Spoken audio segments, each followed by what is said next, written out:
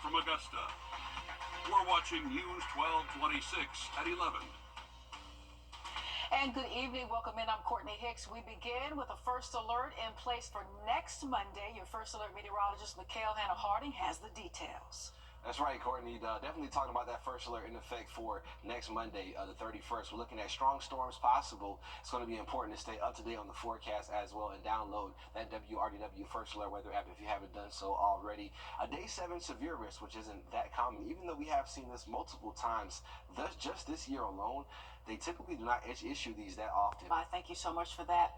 As the CSRA prepares to receive thousands of patrons from all over for Golf Week, we're checking back on the status of Beacon Bluff. We last spoke to officials in December, but today it appears things are not as they should be. With that, let's bring in your Kennedy Page. She joins us live in North Augusta at Beacon Bluff. And Kennedy, as work continues, what are some of the latest updates? Yeah, we spoke with David Brennan. He's with Palmetto Beach Development, and he says they were hoping to be done before Masters, and although that's not necessarily the case anymore, they are expecting to be done pretty soon. The last few pieces of the puzzle. We are very close to completion on the core and shell of Beacon Bluff right now. We should be wrapping up within the next month. Originally hoping to be done by Masters. There have been some supply chain disruptions that have gone on that have delayed us slightly, but for the most part, it's just normal construction issues. You get rain, you get weather. Now hopeful for the next few months. And tenants are currently doing their upfits, so businesses will likely be open in May, June. Shalene Deere says as she watches the area grow, definitely picking up more for sure within these last couple of years, especially with all this new development. She notices some issues. Parking is kind of an issue, and just with car traffic. But overall, she says she loves the new look. We eat at the restaurants. My children and I, we walk on the river. We were here this morning taking a photo shoot for my business. It's amazing. It's so peaceful. This is my spot. With a live, eat, and play concept. A couple of months ago, we welcomed our first apartment tenants, and we've still got a few apartments left to rent. And right next door, the Cancer Treatment Center is Augusta Oncology Multi-Specialty Clinics. This is one of the most advanced cancer treatment centers in the entire Southeast. They are already seeing their first patients. They opened up back in February, probably hitting full capacity, I would say, around June. All with one goal in mind, the community.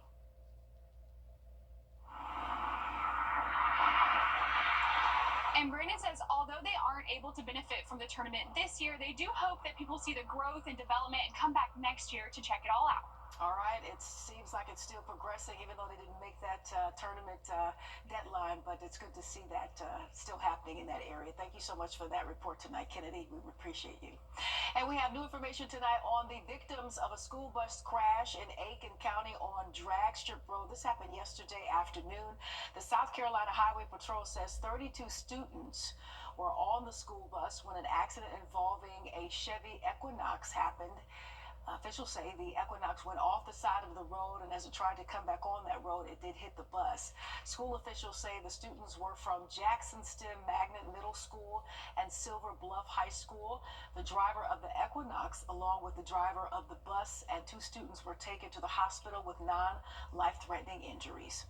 An Army wife from Fort Eisenhower is waiting to be sentenced after pleading guilty to stabbing her infant son while on post. The U.S. Attorney's Office says 31-year-old April Short pled guilty to murder and faces 20 years in prison, along with financial penalties and 5 years of supervised release. This was a change from the not guilty plea from last year when Short's lawyer said she planned an insanity defense. Short's sentencing has not been scheduled. And the Burke County Sheriff's Office is searching for a missing man last seen on Thursday. Officials say 31-year-old David Cleveland was last seen leaving his home on Hayden Pond Road last Thursday. He was seen in his green Ford truck with a Georgia tag that you see there. Please call the Criminal Investigation Division with any information. The Richmond County Sheriff's Office is searching for 3 men wanted for questioning in connection to the death of 28-year-old Elias Delk that happened in June outside of a Dollar General store in Augusta. 43-year-old Randall Johnson, 46-year-old Freddie Smith, and 41-year-old Jermaine Ramsey are still wanted. All the men are known to frequent the area around the Martin Luther King Jr. Boulevard neighborhood. Anyone with information is asked to please call the Richmond County Sheriff's Office. And in connection to this case, sheriffs arrested 37-year-old Creston Curry, who was wanted on a murder charge, and 36-year-old Tamiko Bolton back in July. Now, 39-year-old Dennis Stevens and 42-year-old Freddie Robert Jr. were wanted for questioning in connection to this case as well, but officials say both were interviewed and have been released. Officials in the Trump administration and get ready for the 2025 Augusta Duck Dash by adopting your duck now to win from a category of prizes that will help support the Family YMCA's A Place to Dream program. Since 2017, the Family Y of Greater Augusta has provided more than 2,000 beds to children in need. The Duck Dash is October 4th from 10 a.m. until 2 p.m. at the Savannah Rapids Park in Martinez. You do not have to be present to win. You can visit thefamilyy.com to adopt your duck. And Aiken Tech is hosting a college job fair tomorrow. This is for students, alumni, or anyone who wishes to attend. There will be more than 70 employers on site, along with food trucks. It's all happening at the Aiken Tech Gym from 10 a.m. until 2 p.m. And there is a new store coming to the Augusta Mall. Primark is an international clothing retailer. They announced a new location at the Augusta Mall. Primark offers the latest fashion trends for anyone, as well as homewares and beauty products. This is the company's first location in Georgia. The opening in Augusta comes along with other locations, including one in South Carolina. March is Colorectal Cancer Awareness Month. Coming up, we hear how local doctors are finding solutions to help raise awareness against the deadly disease. Mikkel?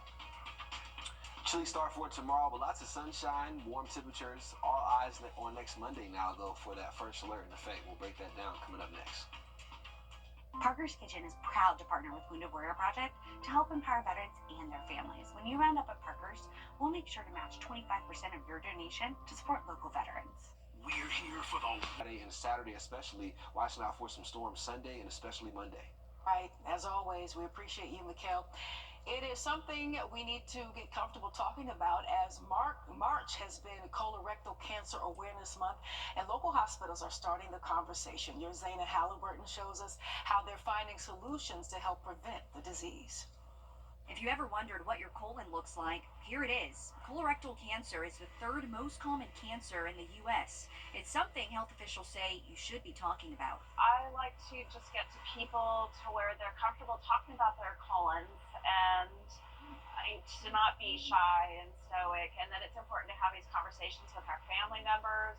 Catherine Spradling is an endoscopy nurse at Wellstar. She says there's been an increase in colon cancer in younger adults. To help prevent the disease, the age to get screened has been lowered to 45. It is completely preventable, beatable, and very treatable. We just have to see what's in there. And while you want your colon to have healthy tissue, that's not always the case. Polyps are a small growth on the lining of the colon that can be harmless or potentially cancerous. A screening would detect this, allowing doctors to then remove it and examine it. That's what a screening test is all about. It's something you do even before the disease develops, and the importance is to prevent or even catch cancer early.